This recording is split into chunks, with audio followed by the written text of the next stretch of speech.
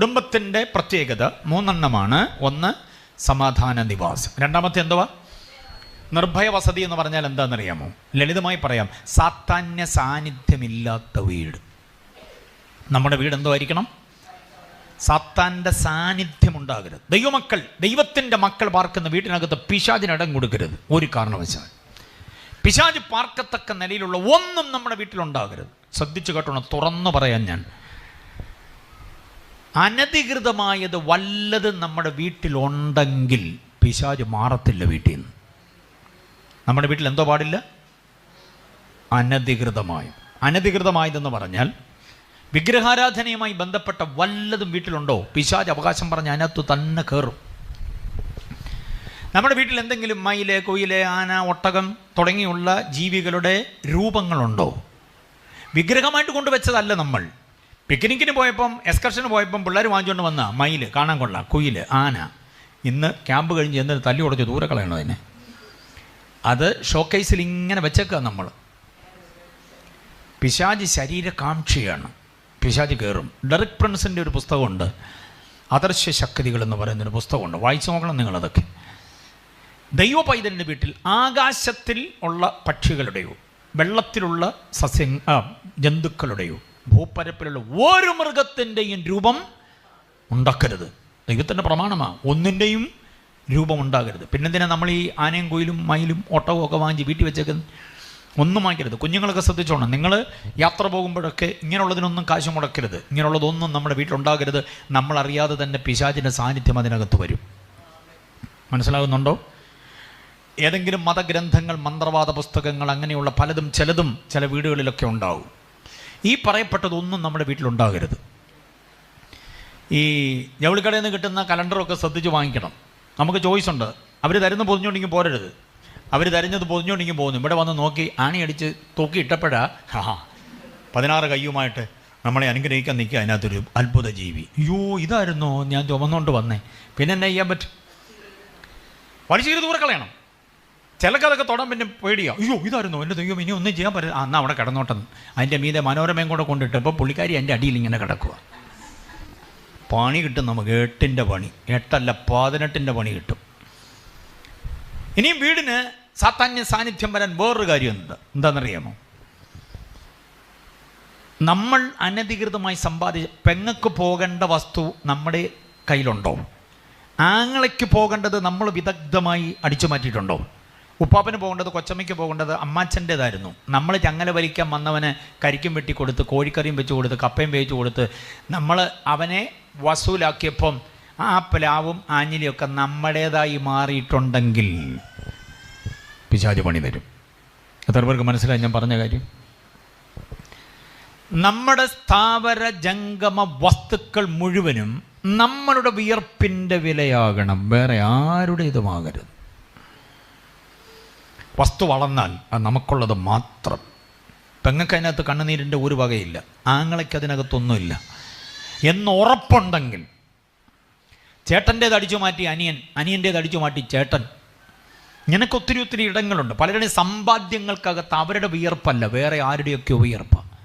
അവർ സ്വയം അങ്ങ് ഒഴിഞ്ഞ്, ചേട്ടനോട് മത്സരിക്കാൻ ഞാനില്ല, അവൻ എടുത്തോട്ടെ, ആ പ്ലാവ് വേണേൽ അവനങ്ങ് എടുത്തോട്ടെ, ആഞ്ഞിലി വേണേൽ അവനങ്ങ് എടുത്തോട്ടെ എന്നും പറഞ്ഞ് അനിയൻ ഒഴിഞ്ഞതാകാം, ചേട്ടൻ ഒഴിഞ്ഞതാകാം, പെങ്ങൾ ഒഴിഞ്ഞതാ. എൻ്റെ കുഞ്ഞാങ്ങളെ അല്ലേ, അവൻ എന്നോടല്ലാതെ പിന്നെ ആരോടാ, നാട്ടുകാർക്ക് എടുക്കാൻ പറ്റുമോ, അവൻ എൻ്റെ എടുത്തോട്ടെ എന്ന് പറഞ്ഞ് പെങ്ങൾ വഴക്കുണ്ടാക്കാതെ ഒഴിഞ്ഞതുകൊണ്ട് നമ്മൾ മിടുക്കനായതാണെങ്കിൽ ആരവകാശം പറയും? നമുക്കുള്ളത് പോക്കറ്റ് കുത്തിയിരിക്കുന്നൊരു പേന പോലും വേറെ ആരുടേതുമാകരുത്.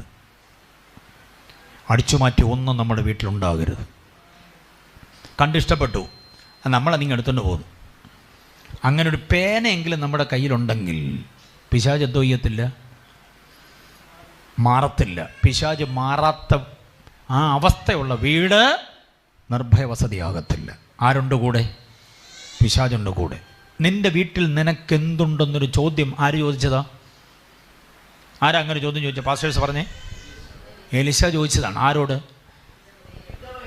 വിധവയായ സ്ത്രീയോട്. ആ ചോദ്യം നമ്മളോട് ചോദിക്കുകയാണെങ്കിൽ എന്താ ഉത്തരം പറയുക? നിൻ്റെ വീട്ടിൽ നിനക്കെന്തുണ്ട്? പെങ്ങളുടെ 1 സെൻറ്റ് സ്ഥലം എൻ്റെ കയ്യിലുണ്ട്, ആങ്ങളുടെ 1 സെൻറ്റ് സ്ഥലം എൻ്റെ കയ്യിലുണ്ട്, അളിയനെ കളിപ്പിച്ച് ഞാൻ അടിച്ചു മാറ്റിയത് എൻ്റെ കയ്യിലുണ്ട്. നിൻ്റെ വീട്ടിൽ നിനക്കെന്തുണ്ടെന്ന ചോദ്യം നമ്മുടെ മനസാക്ഷിക്ക് നേരെയുള്ള വെല്ലുവിളിയായി നമ്മൾ ഏറ്റെടുക്കണം. ആ ചോദ്യത്തിന് തൻ്റെ അടുത്തോടെ പറയണം, എനിക്കുള്ളത് എൻ്റെ കയ്യിലുള്ളൂ, വേറെ ആരുടെയും എൻ്റെ കയ്യിലില്ല, എൻ്റെ കർത്താവ് എനിക്ക് നൽകിയത് മാത്രം. എൻ്റെ പറമ്പിലെ ഒരു മരം പോലും വേറെ എങ്ങോട്ട് പോകേണ്ടതല്ല, അതിനകത്ത് ഞാൻ നട്ടു വളർത്തിയത്, അല്ലെങ്കിൽ എൻ്റെ പിതാവ് എനിക്ക് തന്നതെന്ന് പറയാൻ നമുക്ക് കഴിയണം. കൃത്രിമത്വം ഉപയോഗിച്ച് ഞാൻ അടിച്ചു മാറ്റിയതല്ല എന്ന് പറയാൻ കഴിയണം. ജോലിക്കാരൊക്കെ ഉണ്ടാവുമല്ലോ, ശമ്പളമല്ലാതെ ഒരു രൂപ പോലും ഒരു മനുഷ്യനും നിങ്ങൾ ചെയ്ത ഒരു കാര്യത്തിനും കിമ്പളമായി വാങ്ങരുത്. മനസ്സിലായില്ലേ? ശമ്പളത്തെ തൊടാതെ അനധികൃത സമ്പാദനം കൊണ്ട് ഉപജീവിക്കാൻ കഴിയുന്ന എത്രയോ ഉദ്യോഗസ്ഥന്മാരുണ്ടെന്നറിയോ? എന്തെങ്കിലും കാശ് കൊടുക്കാതെ ഒരു കുഞ്ഞു പേപ്പർ പോലും ഓഫീസിൽ നിന്ന് ലഭിക്കപ്പെടത്തില്ലെന്നൊരു സ്ഥിതിവിശേഷമുണ്ട് ഇപ്പം. ഓൺലൈൻ ഉണ്ടെങ്കിലും ഞാൻ തുറന്നു പറയുകയാണ്. എത്ര പ്രാവശ്യം കയറി ഇറങ്ങണം ഓഫീസ്, കാണേണ്ടതുപോലെ കണ്ടാൽ ഓക്കെയാണ്, കാണേണ്ടതുപോലെ കണ്ടാൽ. അങ്ങനെ വാങ്ങുന്നത്, അതുകൊണ്ട് വാങ്ങിയതൊക്കെ വീട്ടിലുണ്ടെങ്കിൽ എന്തോ ആകത്തില്ലത്, ശുഭമാകത്തില്ല. തുറന്നു പറയാൻ ഞാൻ, നമ്മുടെ വീടിന് മുറ്റത്ത് വളർത്തി വലുതാക്കിയ ചെടിയുണ്ടല്ലോ, അതുപോലും നേരമണ്ണം വന്നതല്ലെങ്കിൽ അത് കുഴപ്പമാവും. മനസ്സിലാകുന്നുണ്ടോ? നമ്മൾ നട്ടതായിരിക്കണമെന്ന് പറയുമ്പോഴും രാത്രിയിലെ കുടുംബ പ്രാർത്ഥന കഴിഞ്ഞ് ഇങ്ങോട്ട് വന്നു കഴിഞ്ഞപ്പോൾ ആരും കാണാതെ ഓടിച്ചോണ്ട് ഇങ്ങോട്ട് വെച്ചുകൊണ്ട് വന്നിട്ട് മുറ്റത്ത് കുത്തിയതാണ്. കാരണം ഈ വുമൺസ് ബോർഡിനൊരു തത്വശാസ്ത്രമുണ്ട്. എന്തോന്നറിയാമോ? വുമൺസ് ബോർഡ് എന്ന് പറഞ്ഞാൽ മൊത്തം സഹോദരി വൃന്ദത്തിനൊരു തത്വശാസ്ത്രമുണ്ട്. ചെടി ചോദിച്ചു വാങ്ങിച്ചാൽ പച്ച പിടിക്കത്തില്ല, കട്ടൊടിച്ചു കുത്തണം. ചെടി കട്ടോണ്ട് വന്ന് കുത്തിയാൽ ഓർത്ത് വളരുമെന്ന്. പല വീടിൻ്റെ മുറ്റത്ത് മാർത്ത് നിൽക്കുന്ന പലതും കട്ടൊടിച്ചു കുത്തിയതാണ്. മനസ്സിലായോ? അതിൻ്റെ ചുവട്ടിൽ ആര് വസിക്കുന്നുണ്ട്? അതാണ് കുഴപ്പം. അതുകൊണ്ട് ഇത്രയും ചിന്തിച്ചാൽ മതി. ഒരില പോലും വേറെ ആരുടേതുമല്ല, എൻ്റേതാണെന്ന ഉറപ്പുണ്ടെങ്കിൽ പിശാചിന് അവകാശം പറയാനൊന്നുമില്ല. അപ്പോൾ ഒന്ന്, അനധികൃതമായ സ്ഥാവര ജംഗമ വസ്തുക്കൾ. രണ്ട്, വിഗ്രഹാരാധനയുമായി ബന്ധപ്പെട്ട്. മൂന്നാമത്തെ കനത്ത ഒരു ചിന്ത കൂടെ പറയാം. നമ്മുടെ ശരീരം ദൈവത്തിൻ്റെ അഗ്നിമയമായ കണ്ണുകളുടെ മുമ്പിൽ വിശുദ്ധമല്ലെങ്കിൽ ഈ ശരീരം ആർക്കുള്ളതാ? അല്ല, വിശുദ്ധമല്ലെങ്കിൽ ആർക്കുള്ളതാ? പിശാചിനുള്ളതാ. പിശാച് അവകാശം പറയും. ഇത് കൂടെ പലതിനും ചിലതിനുമൊക്കെ മാറ്റുന്നതാണ്. അത് എനിക്കുള്ളതാണ്. പിളർക്കപ്പെടാത്ത ശരീരത്തിൻ്റെ മേൽ എന്തോ ഇറങ്ങിയെന്നാണ് വായിക്കുന്നത് അബ്രഹാമിൻ്റെ യാഗത്തിൽ. റാഞ്ചനിറങ്ങി. നമ്മുടെ ശരീരം പിളർക്കപ്പെട്ടതാണ്. നമ്മുടെ ശരീരം കർത്താവിനുള്ളതാണ്. ഒരു വിവാഹിതയായ ഒരു സ്ത്രീയുടെ ശരീരം ഒന്ന് കർത്താവിനുള്ളതാണ്, രണ്ട് ഭർത്താവിനുള്ളതാണ്, മൂന്ന് ആ ശരീരത്തിൻ്റെ മുഴുവൻ അധ്വാനവും അവിടെ കുഞ്ഞുങ്ങൾക്കുള്ളതാണ്, അവിടെ മാതാപിതാക്കൾക്കുള്ളതാണ്, അവിടെ സഭയ്ക്കുള്ളതാണ്, അവിടെ സമൂഹത്തിനുള്ളതാണ്. പക്ഷേ ഈ ശരീരത്തെ അനുഭവിക്കാൻ, ലൈംഗികമായി അനുഭവിക്കുവാൻ ഭർത്താവിന് മാത്രം അവകാശം. ഒരു പുരുഷൻ്റെ ശരീരം കർത്താവിനുള്ളതാണ്. അത് കഴിഞ്ഞാൽ അവൻ്റെ ഭാര്യയ്ക്ക് മാത്രമുള്ളതാണ്. മനസ്സിലായില്ലേ? നാടുവഴി പോകുമ്പോഴെല്ലാം കാണുന്ന ഭാര്യമാരുടെ അല്ല. ഒരു പുള്ളി ഇങ്ങനെ പറഞ്ഞു, അച്ഛാ ഇങ്ങനെ ടെൻഷൻ അടിച്ച് നടക്കാതെ. അല്ലാതെ ഇപ്പം എന്തോ ചെയ്യാനാ? അത് ഭാര്യയോട് സംസാരിച്ചാൽ മതി. ഭാര്യയോട് 10-25 മിനിറ്റ് അങ്ങ് സംസാരിക്കും. 25 മിനിറ്റ് ഭാര്യയോട് എന്നാ സംസാരിക്കാനാ? ഭാര്യമാരോട് സംസാരിക്കുമ്പോൾ നമുക്ക് ഭയങ്കര ഷോർട്ടാണല്ലോ അല്ലേ? എന്നാ ഉണ്ട്, മഴയുണ്ടോ? ഇല്ല. എന്നാ വെച്ചാലേ ഞാൻ പിന്നെ വരാം, അത്രേ ഉള്ളൂ. അപ്പോൾ പുള്ളി പറഞ്ഞു, ഭാര്യയോട് ഇങ്ങനെ 25 മിനിറ്റ് സംസാരിക്കാൻ എന്തോ വിഷയം? അപ്പോഴാണ് മറ്റേ പുള്ളി വിശദീകരണം കൊടുക്കുക, അത് സ്വന്തം ഭാര്യയോടല്ലോ, വേറെ ആരുടെയെങ്കിലും ഭാര്യയോട് സംസാരിക്കുക. അപ്പം നിങ്ങൾക്ക് ചാർജ് തീരുന്നിടം വരെ എന്തോ ചെയ്യാം? അതാണ്. അപ്പം സ്വന്തം ഭാര്യയോട് സംസാരിക്കാൻ വിഷയ ദാരിദ്ര്യമാണെങ്കിൽ, ഇതാ സ്വന്തം ഭർത്താവിനോട് സംസാരിക്കാൻ വിഷയം. എവിടെ ആയി മനുഷ്യ നിങ്ങൾ? അത് ഞാൻ പാറശാല എത്തി. അപ്പം 10-15 മിനിറ്റ് മുമ്പ് വരുമായിരിക്കുമല്ലോ അല്ലേ? 15 മിനിറ്റ് എടുക്കുമായിരിക്കുമല്ലോ.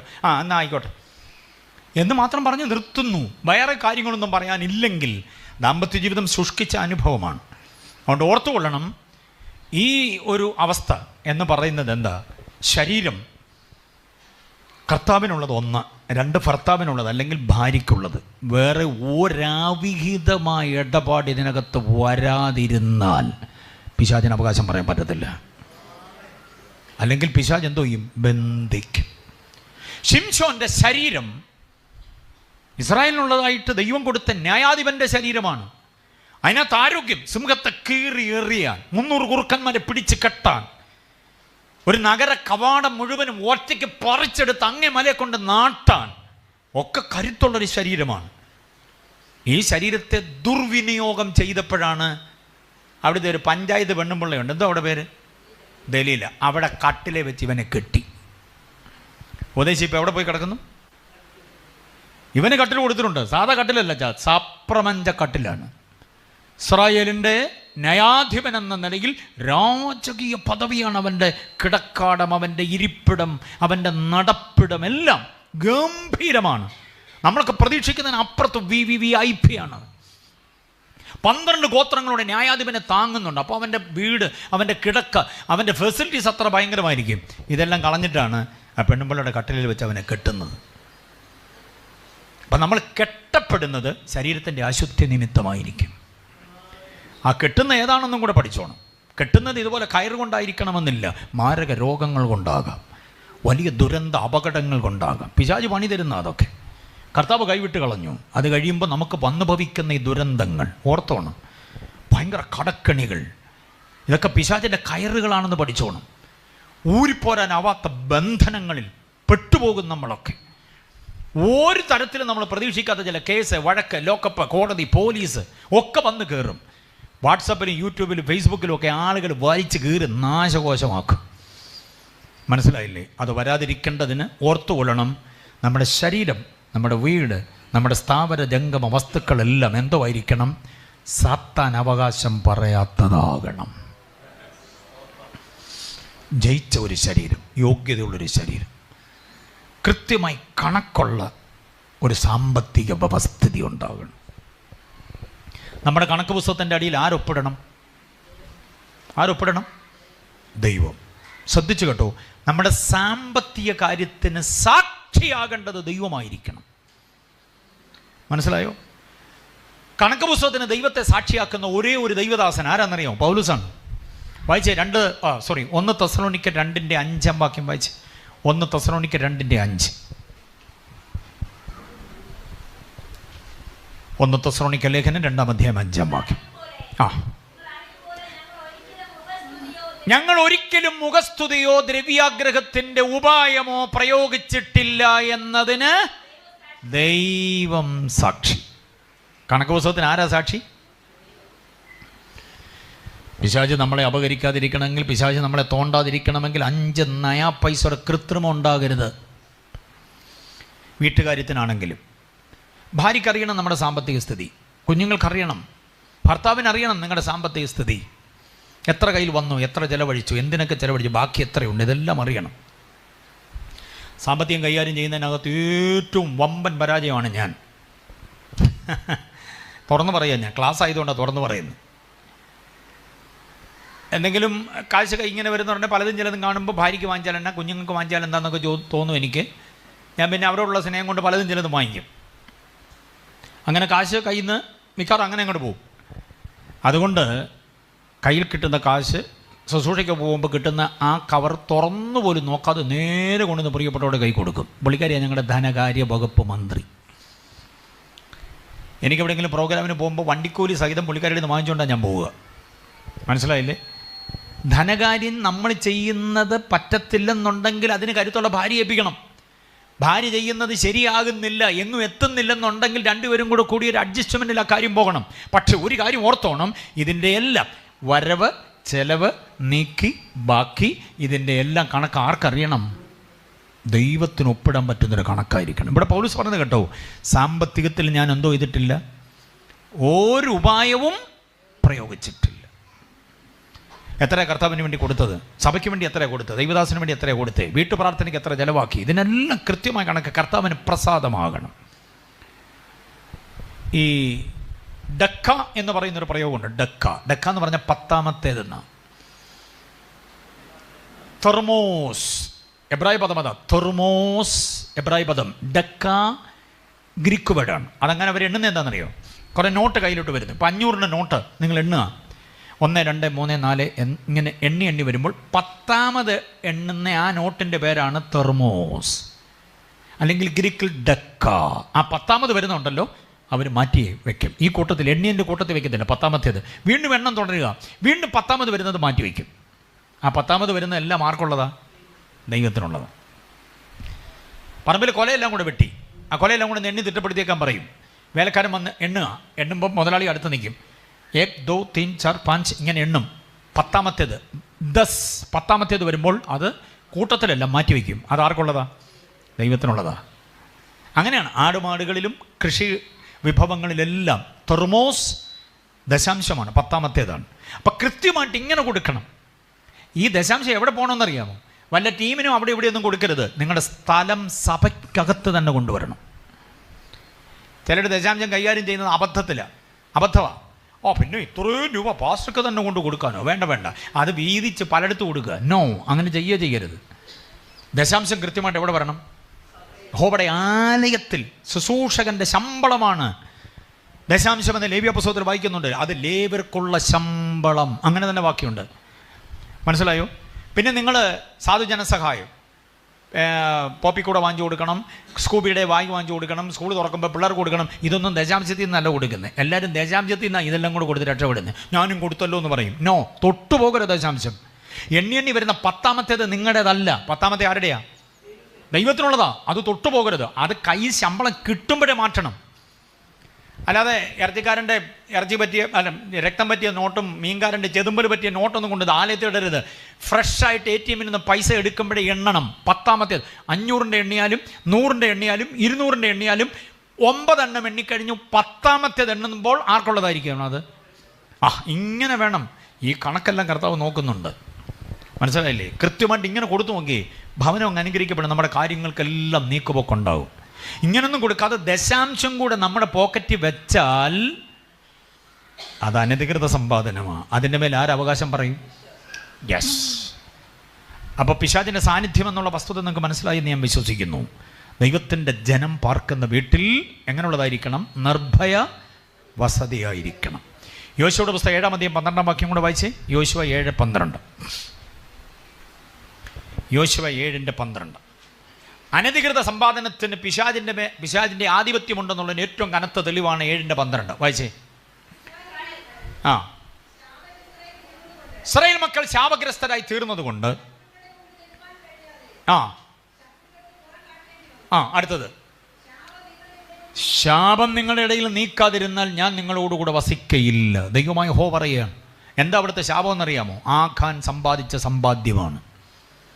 ആഖാൻ അടിച്ചു മാറ്റിയ ചില വിഭവങ്ങൾ, പൊൻകട്ടി, വെള്ളിക്കട്ടി, ബാബിലോണ്യ മേലങ്കി അടിച്ചു മാറ്റി കത്തിച്ചു കളയാൻ ദൈവം വിട്ടതാ.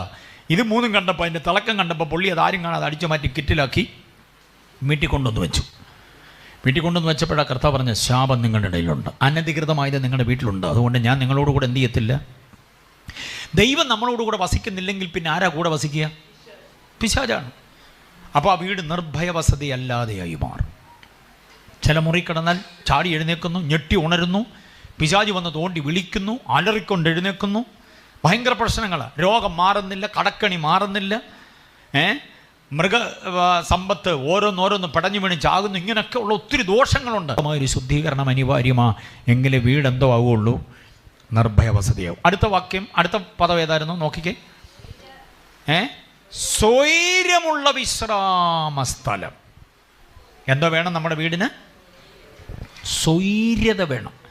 എത്ര പേർക്ക് ഉറപ്പുണ്ട് നിങ്ങളുടെ കുടുംബത്തിന് സ്വൈര്യത ഉണ്ടെന്ന്? എത്ര പേർക്ക് ഉറപ്പുണ്ട്? വീടിന് സ്വൈര്യതയുണ്ടോ?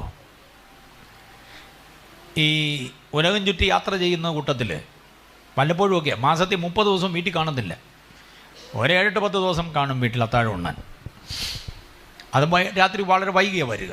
ഇന്നിപ്പോൾ രാത്രി എപ്പോഴാണ് വീട്ടിലെത്തുകയെന്ന് പറയാൻ പറ്റത്തില്ല. ഇവിടുത്തെ മീറ്റിംഗ് കഴിഞ്ഞും വൈകിട്ട് എനിക്ക് വേറൊരു മീറ്റിംഗ് കൂടെ കഴിഞ്ഞിട്ട് വേണം വീട്ടിലെത്താൻ.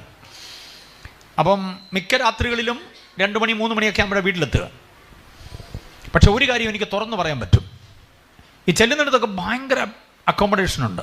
AC റൂം ഉണ്ടായിരിക്കും. അതുപോലെ ഒരു റൂം മൊത്തം നമുക്കിങ്ങനെ തരിക. എല്ലാ ഫെസിലിറ്റീസും ഉണ്ട്. ചായ വേണോ, ചൂടുവെള്ളം വേണോ, തണുത്ത വെള്ളം വേണോ, ഇതൊക്കെ ചോദിക്കാൻ ആളുകൾ പടപെടാന്നുണ്ട്. കാരണം ഗസ്റ്റ് പാസ് ആയതുകൊണ്ട് ഭയങ്കര ഫെസിലിറ്റിയാണ്. പക്ഷെ എന്തെല്ലാം അനുഭവിച്ചാലും വീട്ടിൽ ചെന്ന് കയറുമ്പോൾ ഉള്ളൊരു സ്വൈര്യതയുണ്ടല്ലോ, അതുപോലെ എങ്ങും നിന്നും കിട്ടത്തില്ല. ട്രെയിനെ യാത്ര ചെയ്ത് ബസ് യാത്ര ചെയ്ത് കുഞ്ഞുങ്ങൾ വന്ന് കാറെ പിക്ക് ചെയ്ത് വീട്ടിൽ കൊണ്ടുചെന്ന് മുറ്റത്തോട്ട് ഇറങ്ങുമ്പോൾ കിട്ടുന്നൊരാശ്വാസം അത് ഭയങ്കരമാണ്. എന്താണെന്നറിയത്തില്ല, ആ ഒരു വൈബ് എന്താണെന്നറിയില്ല. നിങ്ങളെല്ലാം അത് അനുഭവിക്കുന്നതാണെന്ന് എനിക്കറിയാം. അപ്പം നമ്മുടെ വീട് എന്തോ ആയിരിക്കണം? സ്വൈര്യതയുള്ളതാകണം. സ്വൈര്യതയുള്ളതാണ്. കുടുംബ സംഗമത്തിൽ വീടിൻ്റെ സ്വൈര്യത നഷ്ടപ്പെടുന്നതിൻ്റെ കാരണങ്ങൾ എന്താണെന്ന് പറയാം. 4 കാരണങ്ങളുണ്ട്. വീടിൻ്റെ സ്വൈര്യത നഷ്ടപ്പെടാൻ 4 കാരണങ്ങൾ. അത് പഠിച്ച് നമുക്ക് പോകണം. ഏറ്റവും ഒടുവിൽ പാസ്റ്റേഴ്സിനോടും കൂടെ ചിലത് പറഞ്ഞ്, യുവജനങ്ങളോടും കൂടെ ചിലത് പറഞ്ഞ് ഞാൻ ക്ലാസ് അവസാനിപ്പിക്കും. ഈ 4 കാര്യങ്ങളൊന്ന് പറഞ്ഞു, ഒന്ന് ചിന്തിച്ചു. സ്വൈര്യത നഷ്ടപ്പെടുന്നതിൻ്റെ 4 കാരണങ്ങൾ. വീടെന്തോ ഉള്ളതായിരിക്കണമെന്നാ സ്വൈര്യത. സ്കൂളൊക്കെ വിട്ട് കഴിഞ്ഞ് സ്കൂൾ മുതൽ വീട് വരെ ഓടിയ പഴയ കാലം ഓർമ്മയുണ്ടോ നമുക്ക്?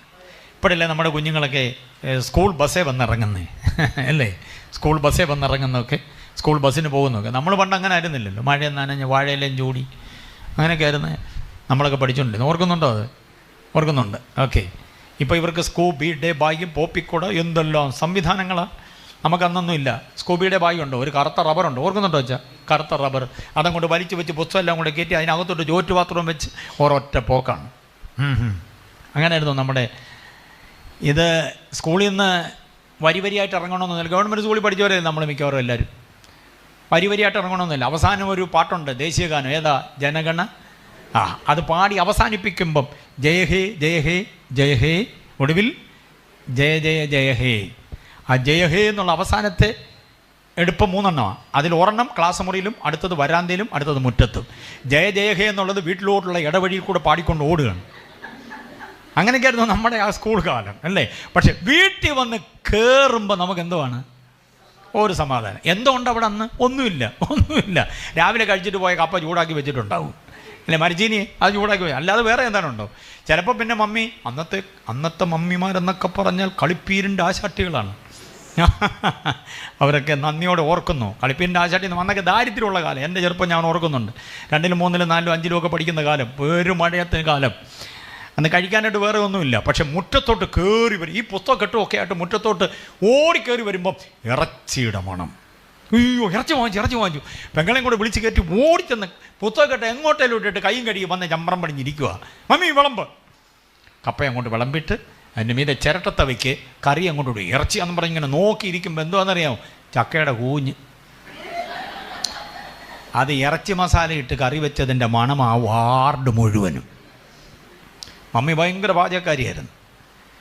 ചക്കയുടെ കൂഞ്ഞെന്നൊക്കെ പറഞ്ഞാൽ അറിയാമോ? എന്തോ അത്? അതിൻ്റെ ആ നടുക്കത്തെ സാധനം.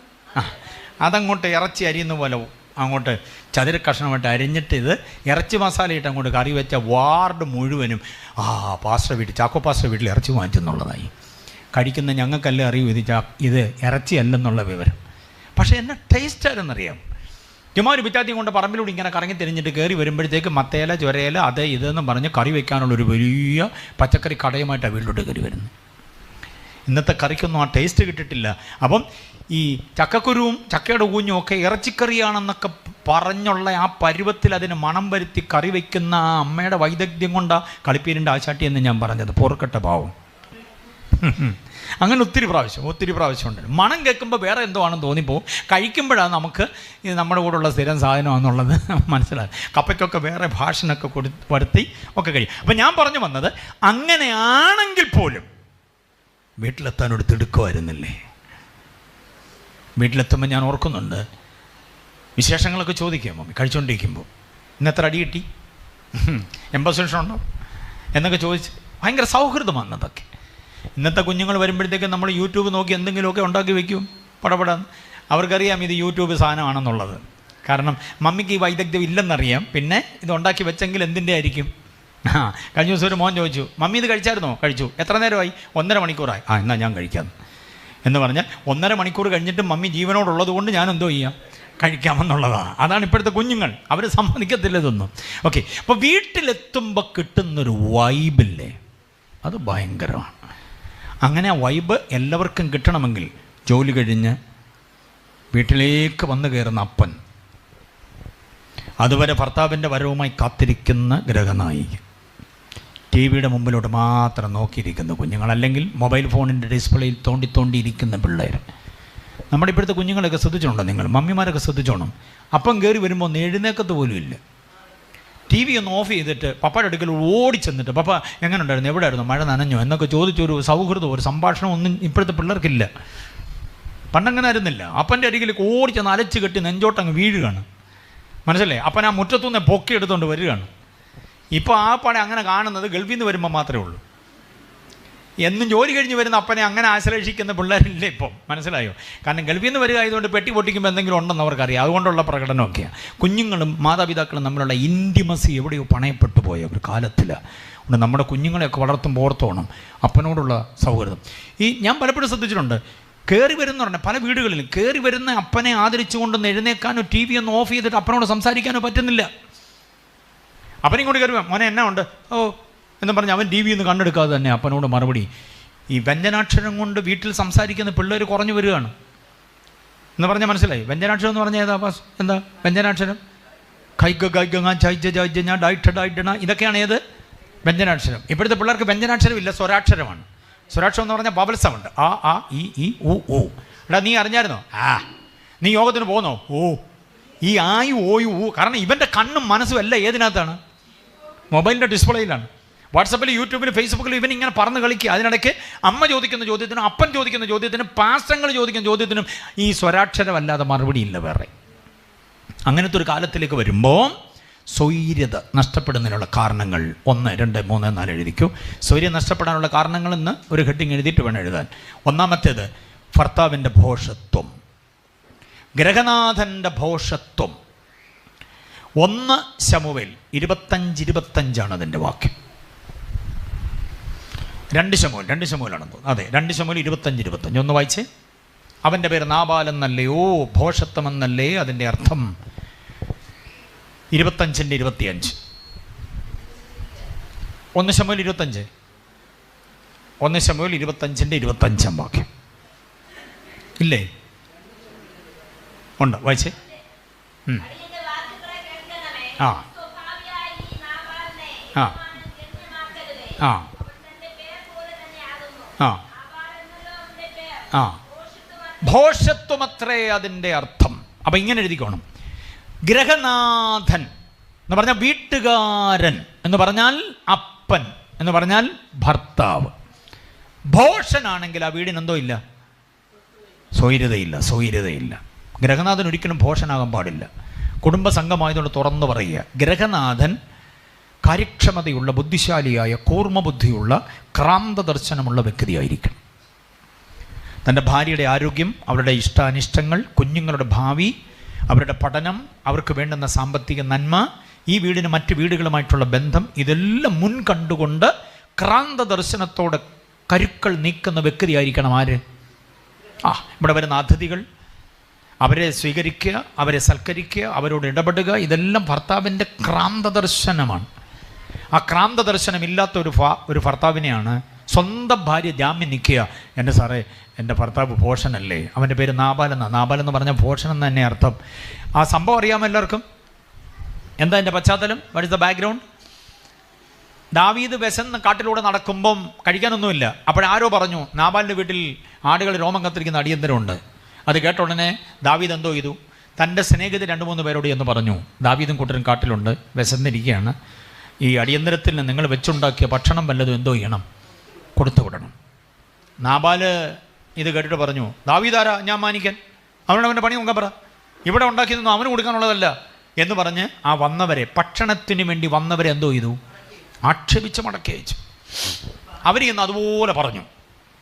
ദാവീദ് പറഞ്ഞു, എന്നാൽ പിന്നെ നമുക്ക് അവനെ ഒന്ന് പോയി കാണാം, വിശന്നിരിക്കുകയല്ലേ, വിശപ്പുള്ളപ്പോൾ ഉള്ള ദേഷ്യം പറയണോ, എന്നാൽ നമുക്ക് അവനെ പോയി നേരിട്ടൊന്ന് കാണാമെന്ന് പറഞ്ഞു. എല്ലാവരും കൂടെ പടപടാന്ന് ഇങ്ങോട്ട് വന്നു. അപ്പോൾ ആരോ പറഞ്ഞു, ഈ പുള്ളിക്കാരോട് എന്ന് പറഞ്ഞു, ആൻറ്റി ഇതുപോലെ ദാവീദിൻ്റെ ആളുകളോട് വന്നായിരുന്നു, മുതലാളി ഒന്നും കൊടുക്കാതെ അവരെ വിട്ടുവെന്ന് മാത്രമല്ല ആക്ഷേപിച്ച വിട്ടത്, മിക്കവാറും പുള്ളി ഇങ്ങോട്ട് വരാൻ സാധ്യതയുണ്ട്. അയ്യോ ആണോ, ഞാൻ അറിഞ്ഞില്ലല്ലോ സംഭവം. അവൾ വന്ന് വീടിനും ആ വഴിക്കുമിടയിൽ വന്ന് ഇങ്ങനെ കാത്തു നിൽക്കുമ്പം ദാവീദ് പരിവാരമായി വരികയാണ്. വിശന്നിട്ടുള്ള ദേഷ്യത്തോടുള്ള വരവ കണ്ടപ്പോഴേ മനസ്സിലായി, വല്ലോ ഇന്ന് ഒപ്പിക്കും. ഓടിച്ചെന്ന കാലിലോട്ട് അങ്ങ് വീണു. എന്നിട്ട് പറഞ്ഞു, എൻ്റെ ഭർത്താവ് ഭോഷന, കാര്യക്ഷമതയില്ലാത്തവനാ, അവിടുന്ന് അയച്ചവരെ അടിയൻ കണ്ടിരുന്നില്ല, തിരക്കിനിടയിൽ ഞാൻ ശ്രദ്ധിച്ചില്ല, അവർ വന്നിട്ട് അദ്ദേഹവുമായി സംസാരിച്ച് മടങ്ങിപ്പോയി. ഞാൻ അറിഞ്ഞിരുന്നെങ്കിൽ അങ്ങനെ സംഭവിക്കില്ല, എൻ്റെ ഭർത്താവിൻ്റെ ഭോഷത്വം എന്നോട് ക്ഷമിക്കണമേ. ഇവിടെ ഭാര്യമാരെല്ലാവരും ശ്രദ്ധിക്കണം. ഭർത്താവിൻ്റെ ഭോഷത്വത്തിന് ജാമ്യം നിൽക്കാൻ നിങ്ങൾക്ക് കഴിയണം. ഭർത്താവ് അത്ര വലിയ ബുദ്ധിമാനാണെന്ന് ചിന്തിക്കരുത്. ഏറ്റവും നല്ല ആലോചന നിങ്ങളുടെ കയ്യിലുണ്ട്. അത് സൗമ്യമായ ഭാഷയിൽ അദ്ദേഹത്തെ പറഞ്ഞ് ബോധ്യമാക്കണം. ആ തെറ്റിൽ നിന്ന് തിരുത്താൻ കഴിയണം. ഭർത്താക്കന്മാരെല്ലാവരും ശ്രദ്ധിക്കണം. നിങ്ങളാണ് അവസാന വാക്കെന്ന പിടിവാശി കളയണം. ഭാര്യയോട് സംസാരിക്കണം. അവരുടെ ഉണ്ട് ഏറ്റവും സൂപ്പർ ഐഡിയ. അത് നമ്മൾ തിരിച്ചറിയണം. എന്തോ ചെയ്യണം? ഒരുമിച്ച് ചിന്തിക്കണം. മക്കളുടെ കൂട്ടത്തിലല്ല, നിങ്ങൾ രണ്ടുപേരും മാത്രമുള്ളൊരു നേരത്തെ ഒരുമിച്ച് നമ്മളതിനെക്കുറിച്ച് എങ്ങനെയാണ് അത് ചെയ്യേണ്ടതെന്ന് ചിന്തിക്കണം. ഇത് ഞാനാണ് ഭർത്താവെന്ന് പറഞ്ഞ് നമ്മൾ മാത്രം നടപ്പിൽ വരുത്തുന്ന ചിലത് ന്യായമല്ലാതെ വരും, അന്യായമാകും. എൻ്റെ ഒരു അനുഭവം പറയാം. അപ്പം നിങ്ങൾക്ക് ഇഷ്ടപ്പെടുമല്ലോ എന്നെ കുറ്റപ്പെടുത്തുമ്പോഴേ. രാവിലെ ഞാൻ അത്യാവശ്യം പഠിച്ചുകൊണ്ടിരിക്കുക, ബൈസ്കൂളിൽ പഠിപ്പിക്കാൻ പോകണം. അപ്പോൾ അതിന് നോട്ട് തയ്യാറാക്കിക്കൊണ്ടിരിക്കുമ്പം കുളിക്കടവ് എന്ന് പറഞ്ഞാൽ കിണറ്റിൻ്റെ അവിടെ രണ്ടാമ്പിള്ളേരല്ലേ, രണ്ടെണ്ണം കൂടെ കിടന്ന് എന്നും ബഹളമാണ്. ഞാൻ ഓടി ചെല്ലുമ്പം ഒന്നുകിൽ സോപ്പിന് വേണ്ടി പിടിയായിരിക്കും, അല്ലെങ്കിൽ തോർത്തിന് വേണ്ടിയായിരിക്കും. അനിയൻ പറയും, ഞാൻ തേച്ചിട്ട് അച്ചാച്ചന് സോപ്പ് തരാം. അവൻ പറഞ്ഞാൽ നീ തേച്ചതിൻ്റെ ബാക്കി എനിക്ക് വേണ്ട, ഞാൻ തേച്ചിട്ട് നിനക്ക് തരാം. ഇതിനു വേണ്ടിയുള്ള പിടിയാണ്. അവസാനം രണ്ടുപേരും കൂടെ സോപ്പിന് പിടിയുണ്ടായി. സോപ്പ് തെന്നി തെറിച്ച് മണലിനകത്ത് വീണ് പിന്നെ മണൽ കഴുകി കളഞ്ഞിട്ട് ഇവരെ രണ്ടുപേരെയും കൂടെ ഞാൻ തന്നെ തേച്ച് കുളിപ്പിച്ച് കയറ്റിവിടുക. അങ്ങനെ ഒരു ചെറുപ്പം ഉണ്ടായിരുന്നു. അപ്പോൾ എനിക്കൊരു പരിഷ്കാരം തോന്നി, രണ്ടുപേർക്കും 2 സോപ്പ് വാങ്ങിച്ചു കൊടുത്തേക്കാം. 2 സോപ്പും വാങ്ങിച്ച് 2 തോർത്തും വാങ്ങിച്ച് 2 പേർക്കും കൊടുത്തു. വഴക്കുണ്ടാക്കരുത്, രണ്ടുപേരും മര്യാദയ്ക്ക് ബഹളം കേൾക്കരുത് ഇവിടെ. ഇപ്പോൾ 2 പേർക്കും 2 സോപ്പ്. വലിയ സന്തോഷമായി. പിറ്റേ ദിവസം രാവിലെ ഉണ്ട് സോപ്പിന് വേണ്ടി കിടന്ന് ബഹളം ഉണ്ടാക്കി. ഞാൻ ചെന്ന് നോക്കുന്നു പറഞ്ഞാൽ ഒരു സോപ്പിന് കിടന്ന് പിടിക്കുക 2 പേരോട്. ഞാൻ പറഞ്ഞാൽ നിനക്ക് ഞാൻ സോപ്പ് വാങ്ങിച്ചു തന്നെ, അത് തന്നു. അത് മമ്മി എടുത്ത് വെച്ചേക്കുക. ഞാൻ വരുത്തിയ ഒരു പരിഷ്കാരം എന്നോടൊരു വാക്ക് പോലും ചോദിക്കാതെ അതിനെ അസാധുവാക്കിയ പുള്ളിക്കാരി ഒന്ന് കണ്ടേക്കാമെന്ന് വിചാരിച്ചു. ഞാൻ അടുക്കളയിലോട്ട് ചെന്നു. ഞാൻ അമ്മമാർക്ക് 2 സോപ്പ് വാങ്ങിച്ചു കൊടുത്തില്ലായിരുന്നു, 2 തോർത്ത് വാങ്ങിച്ചു, അത് കൊടുത്തു. എന്നിട്ട് അതുകൊണ്ട് ഞാനെടുത്ത് മാറ്റി വെച്ചേക്കും. അതിനാ അവർ ഒരു സോപ്പിട്ട് കുളിക്കട്ടെ. നിങ്ങൾ ഇന്ന് അവർക്ക് 2 സോപ്പ് വാങ്ങിച്ചു കൊടുത്തു, നാളെ 2 വീട് വെച്ച് കൊടുക്കുമോ? നാളെ 2 റൂം പണിത് കൊടുക്കുമോ കിടന്നുറങ്ങാൻ? നമ്മുടെ 2 കുഞ്ഞുങ്ങൾ ദൈവം തന്നതല്ലേ. അവർ ഒരു പാത്രത്തിൽ നിന്ന് കഴിക്കണം, ഒരു കട്ടിലിൽ ഉറങ്ങണം. കല്യാണം കഴിയുമ്പോൾ അവർ 2 മുറിയിലോ 2 വീട്ടിലോ പൊക്കോട്ടെ. അതുവരെ നമ്മുടെ മുമ്പിൽ അവർ ഒന്നായി വളരണം. അനിയൻ തേച്ച് കഴിഞ്ഞിട്ട് ചേട്ടൻ തേച്ചാൽ മതി, അല്ലെ ചേട്ടൻ തേക്കുന്നതിന് പനി അനിയൻ അവിടെ നിൽക്കട്ടെ. അങ്ങനെ ഒരു സഹനത്തിലേക്ക് അവരെ കൊണ്ടുപോവാ. വലിയ പാസ്റ്റർ എബി ഇബ്രാഹിം കൺവെൻഷൻ പ്രസംഗൻ എന്നൊക്കെയുള്ള സകല പത്രാസും അടിയറ വെച്ച് നീ ആ ശരിയെന്ന് ഞാൻ സമ്മതിക്കേണ്ടി വരും. നമ്മുടെ തിയോളജി എല്ലാം കൂടെ ഇവരുടെ കാൽക്ക് കൊണ്ട് വെക്കേണ്ടതായിട്ട് വരും. നമ്മളെ ഭയങ്കര ബുദ്ധിരാക്ഷസനെന്ന് ചിന്തിച്ചുകൊണ്ട് നമ്മുടെ ആശയം മാത്രം പ്ലാൻ ചെയ്യരുത്. ഏറ്റവും സൂപ്പർ ഐഡിയ ചിലപ്പോൾ ഇവർ പറയുന്നതായിരിക്കും, നമ്മൾ പറഞ്ഞത് മണ്ടത്തരമായിരിക്കും. അവസാനം ഇവരൊരു ഒരു ഒരു ഒരു കൊടി പാറിച്ച് ഞാൻ അന്നേ നിങ്ങളോട് പറഞ്ഞ അത് കേൾക്കുമ്പോൾ നമുക്ക് പിന്നെയും കലിപ്പുണ്ടാകും. മനസ്സിലായില്ലേ?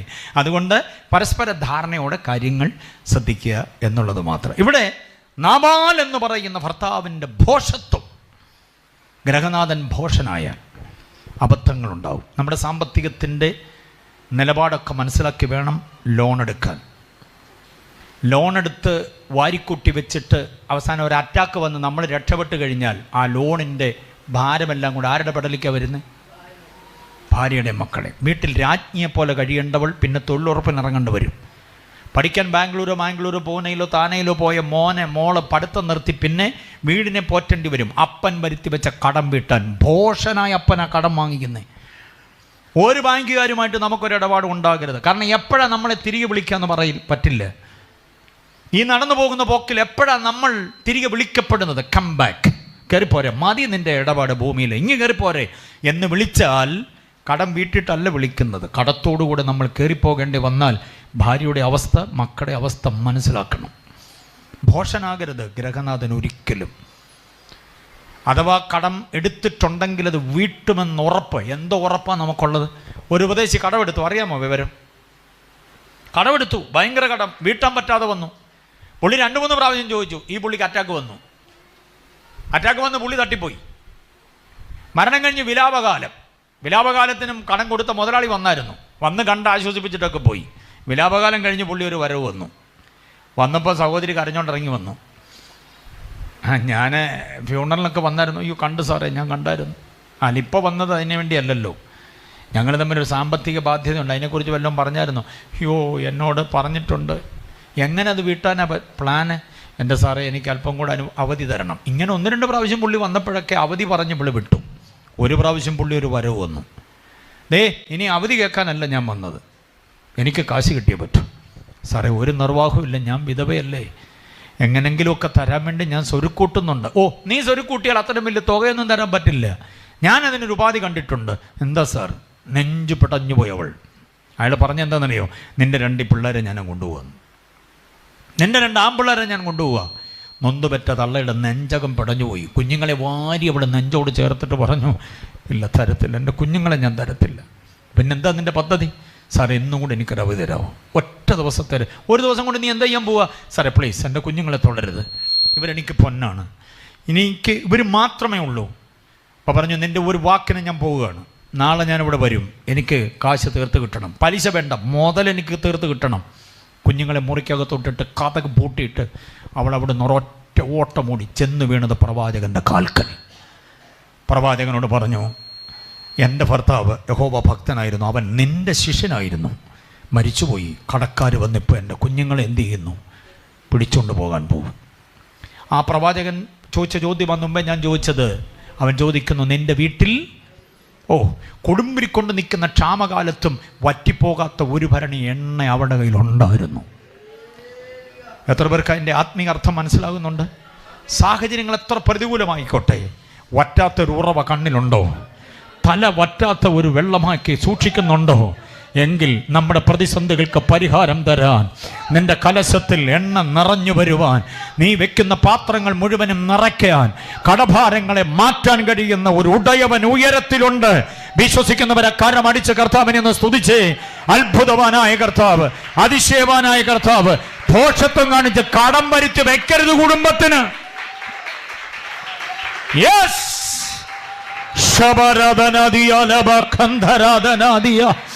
യേശുവിന്റെ നാമത്തിൽ ചില ഉള്ളങ്ങളോട് ദൈവാത്മാവ് ഇടപെടുന്നുണ്ടെന്ന് പകലിൽ ശക്തമായി നീറുന്ന ചില സാമ്പത്തിക വിഷയങ്ങളുടെ മേൽ ദൈവപ്രവൃത്തി വെളിപ്പെടണം. അത് ഗംഭീരമായി വെളിപ്പെടണം. ഒരിക്കലും പ്രതീക്ഷിക്കാത്ത ഇടത്തുനിന്ന് സീറോ ബാലൻസിലേക്ക് നിന്നെ മാറ്റാൻ കഴിയുന്ന ഒരു ദൈവപ്രവൃത്തി ഉണ്ടെന്ന്. ഹല്ലേലൂയ, ഹല്ലേലൂയ, ഹല്ലേലൂയ. സ്വതന്ത്രം. നമ്മുടെ ശുശ്രൂഷയും അതിൻ്റെ ഭാവിയും ഒന്നും ഒരു ബാങ്കുകാരൻ്റെ മുമ്പിൽ അടിയറ വയ്ക്കേണ്ടതല്ല. കർത്താവേ, കടം വന്നുപോയി, എടുത്തുപോയി, എനിക്കതിൽ നിന്ന് രക്ഷപ്പെട്ടേ പറ്റൂ, പ്രാർത്ഥിച്ചോണം. സർവത്തിനും മീതെ ദൈവമായവനെന്ന വാക്യം ഞാൻ തന്നില്ലേ? ആ കർത്താവ് സാമ്പത്തിക പ്രതിസന്ധിക്കും മീതെ ദൈവമാണ്.